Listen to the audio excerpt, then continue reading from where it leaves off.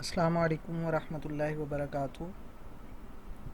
प्यारे मदरी मुन्नो, आज हम इंशाअल्लाह अज़्ज़वजल 7 क्लास के इस्लामियात का सबक अक़ीदा रिसालत पढ़ेंगे। तो चलें स्टार्ट करते हैं।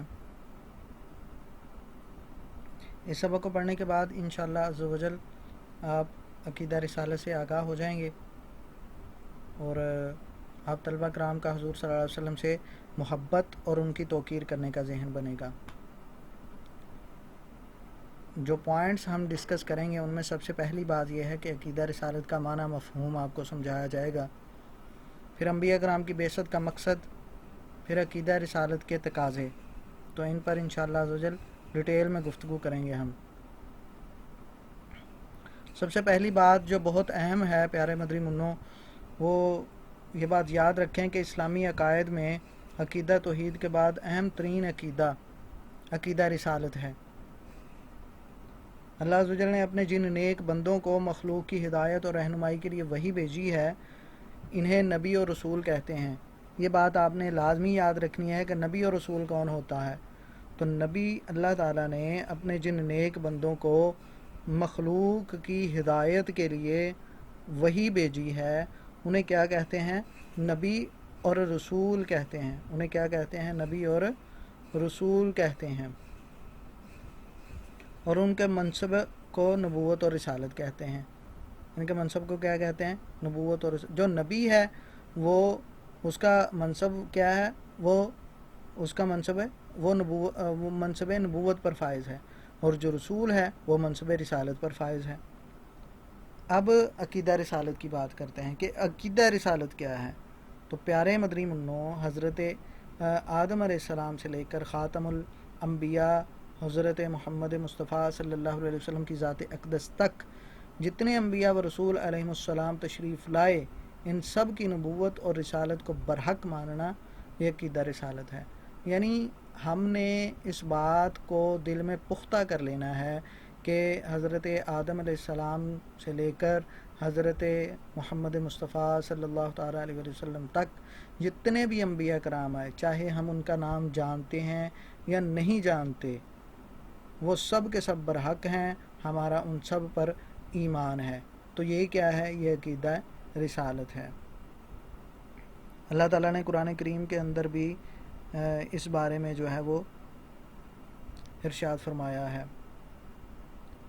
अब बात करते हैं अंबिया कराम अलैहिमुस्सलाम की बेइज्जत का मकसद कि अल्लाह ने अंबिया कराम क्यों भेजे। यानी हज़रत आदम अलैहिस्सलाम से लेकर हुज़ूर नबी करीम सल्लल्लाहु अलैहि वसल्लम तक कम व बेश 1,24,000 अंबिया कराम भेजे अल्लाह तबारक व तआला ने। तो ये इनकी वजह क्या थी? इसकी वजह क्या थी कि जो अल्लाह पाक ने इतने अंबिया कराम भेजे। तो ये कुरान करीम के अंदर अल्लाह पाक ने इरशाद फरमाया, पारा 6 सूरत निसा आयत नंबर 165, हमने रसूल खुशखबरी देते और डर सुनाते भेजे ताकि रसूलों को भेजने के बाद अल्लाह के यहाँ लोगों के लिए कोई उज़र बाकी ना रहे, और अल्लाह ज़बरदस्त हिकमत वाला है। यानी आयत मुबारका के अंदर क्या बयान हुआ कि अल्लाह ताला ने इतनी कसीर तादाद में मुख्तलिफ़ इलाक़ों में मुख्तलिफ़ वक्तों में इसलिए नबी भेजे हैं, इसलिए नबी मबऊस फरमाए ताकि लोगों को अल्लाह की पहचान कराएं और उस तक पहुँचने का रास्ता बताएं, अहले ईमान को जन्नत की खुशखबरी दें और कुफ़ार को अज़ाब से डराएं। यानी सिंपल क्या, अल्लाह ताला ने ये अंबिया कराम अपनी पहचान करवाने के लिए कि लोगों को अल्लाह ताला की पहचान हो जाए और अल्लाह तक पहुँचने का रास्ता मालूम हो जाए, इसलिए भेजे। और फिर यौम माशर यही लोग अल्लाह की बारगाह में पेश हों तो ये ना बहाना बना सकें कि हमारी गुमराही पर हमें क्यों सज़ा दी जा रही है। क्या कोई ऐसा पैगंबर आया जिसने हमें हक़ की दावत दी और हमने कबूल ना की? जब हमें हक़ की तरफ बुलाने वाला ही नहीं भेजा तो फिर हमें आज क्यों अजाब दिया जा रहा है? यानी ये वो बहाना बना सकते थे। अल्लाह ताला ने उनके इस बहाने को ख़त्म फरमाने के लिए इतने अंबिया कराम भेजे कि वो ये बहाना, ये उज़र ना बना सकें। तो लेकिन इसका हरगिज़ मतलब ये नहीं है कि अल्लाह तबारक व तआला पर नबी का भेजना जो था वो वाजिब था, बल्कि ये अल्लाह ताला का महज फ़ज़ल और उसका करम है कि उसने लोगों की हिदायत के लिए अंबिया कराम भेजे।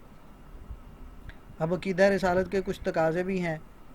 کہ تمام انبیاء کرام علیہ السلام کی نبوت کو تسلیم کیا جائے، ان کی تعظیم و توقیر کی جائے، ان کی اتباع و پیروی کی جائے، اللہ آپ صلی اللہ علیہ وسلم پر ختم نبوت کو تسلیم کیا جائے۔ تو اس کو میں نے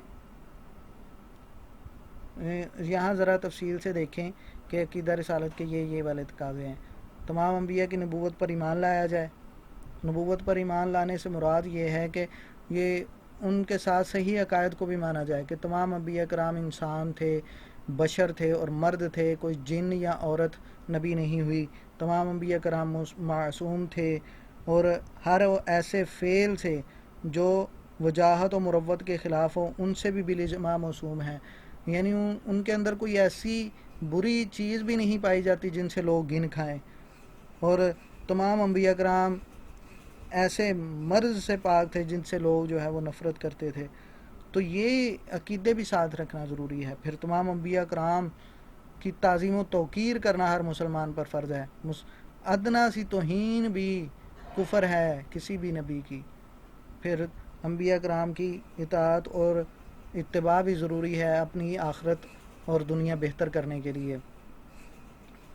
پھر حضور صلی اللہ علیہ وسلم سے محبت بھی ضروری ہے، کیونکہ چونکہ اب نبی کریم صلی اللہ علیہ وسلم آخری نبی ہیں، آپ کی شریعت آخری شریعت ہے، اب اسی پر قیامت تک کمل ہوگا، تو حضور صلی اللہ علیہ وسلم کی اطاعت و اتباع اب چلے گی، حضور صلی اللہ علیہ وسلم کی شریعت پر عمل کیا جائے گا اور حضور سے والہانہ محبت کی جائے گی، کیونکہ حضور نبی کریم صلی اللہ علیہ وسلم نے فرمایا کہ لا یؤمن احدکم حتی اکون احب الیہ من والدہ وولدہ والناس اجمعین، تم میں سے کوئی بھی شخص اس وقت تک مومن ہو ہی نہیں سکتا جب تک کہ میں اس کو اپنی مال جان اولاد سے زیادہ عزیز نہ ہو جاؤں، یعنی جان سے بھی زیادہ ہم نے حضور نبی اکرم صلی اللہ علیہ وسلم کو عزیز رکھنا ہے۔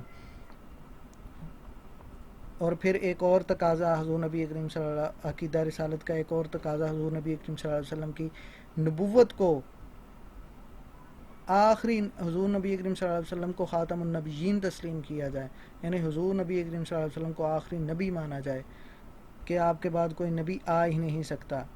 پھر یہ بھی عقیدہ رسالت کے تقاضوں میں سے ایک تقاضا ہے کہ حضور نبی اکرم صلی اللہ علیہ وسلم کی رسالت کو عام مانا جائے، یعنی یہ صرف حضور نبی اکرم صلی اللہ علیہ وسلم صرف ایک علاقے یا ایک ملک کے لیے نہیں آپ، بلکہ اور نہ ہی صرف انسانوں کے لیے، بلکہ آپ جنات کے بھی نبی ہیں، حیوانات کے، نباتات کے، سب کی طرف جو بھی اللہ نے مخلوق بنائی ہے سب کی طرف اللہ تعالیٰ نے حضور نبی اکرم صلی اللہ علیہ وسلم کو نبی بنا کر بھیجا ہے۔ تو پیارے مدنی منو، یہ عقیدہ رسالت کے تقاضے ہیں، بہت اچھی طرح سے آپ نے ان کو یاد کر لینا ہے، سبق کو پڑھنا ہے، اس کے مشقی سوالات حل کرنے کی کوشش کرنی ہے۔ اللہ عز و جل کی بارگاہ میں دعا ہے ہمیں حضور نبی کریم صلی اللہ علیہ وسلم سے والہانہ محبت عطا فرمائے۔ جزاک اللہ خیرہ۔ السلام علیکم ورحمۃ اللہ وبرکاتہ۔